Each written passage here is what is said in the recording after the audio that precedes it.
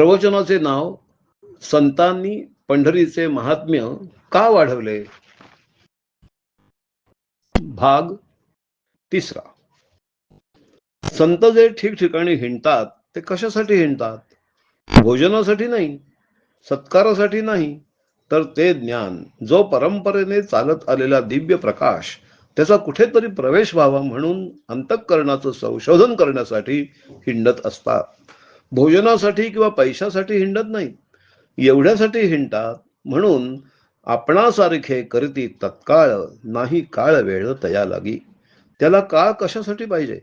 संत निघाले की त्यांच्याबरोबर काळ चाललाच. अहो, काळ काम वेगाचे गणित करायला वेळ लागेल, पण संतांबरोबर चाललेल्या काळाचे गणित करता येणार नाही. अशा रीतीने संत जेव्हा कृपा करण्यासाठी जगामध्ये हिंडतात तेव्हा ते जिथे जिथे जातील तिथे तिथे त्यांच्या अंगाच्या सुगंधाचा वारा म्हणजे चैतन्याचा वारा वाहत असतो. त्या चैतन्याच्या वाऱ्यामध्ये ज्या वेळेला अज्ञानी जड जीव सापडतात तेव्हा त्यांच्या तापलेल्या अंतःकरणाला समाधान लाभते, कारण त्यांची अंतःकरणे विविध तापाने तापलेली असतात. संतांच्या अंगावरचा स्वानुभवाचा सुगंधित वारा जेव्हा बाहेर येतो तेव्हा त्यांच्या सहवासामध्ये ही अंतःकरण शांत होतात. घटकाभर समाधान वाटतं, म्हणून संतांबद्दलचा आदर उत्पन्न होतो. मग अशी जिथे जिथे अंतःकरण शांत झाली तिथे तिथे राजकारणाचा उठाव आपोआपच झाला. त्यांना काही राजद्रोह करा म्हणून सांगावंच लागलं नाही. संतांनी सांगितलं की स्वधर्मे निधनम श्रेयः परधर्मो भयावह. आता इथे स्वधर्म कोणचा? आपण इथे नरजन्माला आलेले आहोत. मग या नरजन्माचं श्रेय आणि धर्म काय? तर परमपद गाठणं आणि देहावरती राहणं हे निधनाप्रमाणे आहे. देहभावात राहणं हा परधर्म आणि ईश्वरपद गाठणं हा स्वधर्म. त्या ईश्वरपद गाठण्यामध्ये जरी तुझ्या देहाचा मृत्यू झाला तरी सुद्धा चालेल, पण परधर्माला स्पर्श करू नको, म्हणजे देहभावाला बळी पडू नको.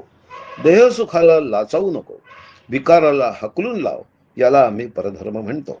परधर्म म्हणजे यमनांचा धर्म, ख्रिश्चनांचा धर्म, अमक्याचा धर्म नव्हे. धर्म हा एकच. ज्याचं जसं कर्म तसा त्याचा धर्म ते मानतात. धर्मात विभागणी मुळीच नाही.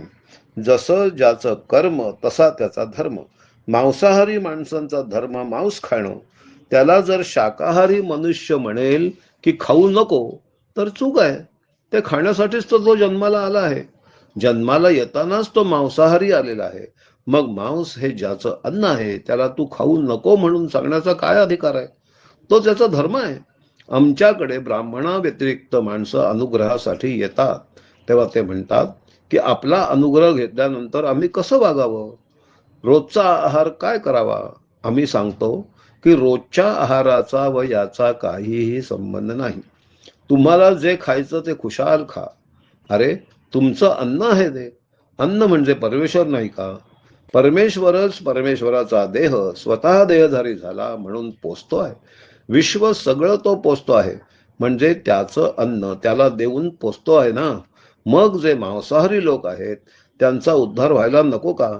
नाम हे असं आहे की अनाम्याचं नाम.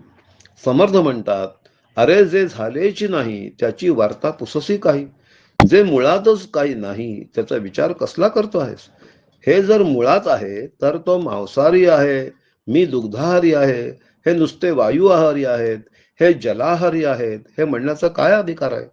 जो जे जे अन्न घेऊन आला ते ते त्याला या देहामध्ये भोगलं पाहिजे. कशासाठी? जीव जगवण्यासाठी. म्हणून जीवो जीवस्य जीवनम. जीवालाच जीवाने खाऊन जगायचं आहे. अहो, लढाईमध्ये कोट्यवधी चामुंडिणी हिंडतात. चामुंडा म्हणजे रक्तपिपासू देवता. अशा चामुंडा रक्तपिपासू देवता केव्हा लढाई होईल आणि आम्हाला रक्त प्राशन करायला मिळेल म्हणून आ वासून बसलेल्या असतात. का? तर त्यांचा तो आहार आहे. आणि भगवान शंकराचे दूत शिरकमल जी आहेत त्यांचा चेंडूप्रमाणे खेळ खेळण्यासाठी म्हणून टपलेले असतात. पण भारतवर्षात जरी हिमालय आणि शंकराचे स्थान असलं तरी आज त्यांना एक शिरकमल सुद्धा खेळण्यासाठी मिळत नाही. रक्त पिपासू देवतांना रक्त देऊन कोणी संतुष्ट करू शकत नाही. इतके आपण आज नामर्द झालो. आज लढाई कोणाला नको आहे, मग रक्तपात कुठला? प्रजा कशासाठी पाहिजे? जर जगलास तर पृथ्वी भोग आणि मेलास तर स्वर्ग भोग, हे त्यांचं आमिष आहे. नुसतं अंथरुणावर पडून हॉस्पिटलमध्ये मरण्यापेक्षा पृथ्वीसाठी लढाई कर. लढाई करताना प्राण दे, त्यात तुझा उद्धार आहे. उगीच पोरं वाढवली आणि अंथरुणात ठेवली, त्याला महत्व नाही. कशाला वाढवली? म्हणून आज कायद्याने बंद करण्याचा प्रसंग आला. वास्तविक प्रजा जितकी वाढेल तितकी पाहिजे, ती कशी खच्ची करावी हे शास्त्रानं सांगून ठेवलं आहे. त्यांना सद्गती कशी प्राप्त करून द्यावी याचाही विचार केला आहे. राष्ट्र जरी शांततावादी असलं तरी सैन्य ठेवलं आहे ना, मग पोरं का मारता आहात? तो तरी प्रयत्न यशस्वी कुठे आहे? ऑपरेशन करूनही पुन्हा 4-4 पोरं होत आहेत एकेका वेळेला. त्यापेक्षा सैन्यामध्ये भरती करा, उत्तम तऱ्हेचं शिक्षण द्या, धार्मिक वृत्ती त्यांच्यामध्ये बिंबवा. स्वधर्मे निधनम श्रेय, परधर्मो भयावह, हे शिकवा. इथे स्वधर्म तुमचा कोणता सैन्यात भरती झाल्यावर तर क्षात्रवृत्ती हा स्वधर्म झाला. आणि परधर्म म्हणजे काय?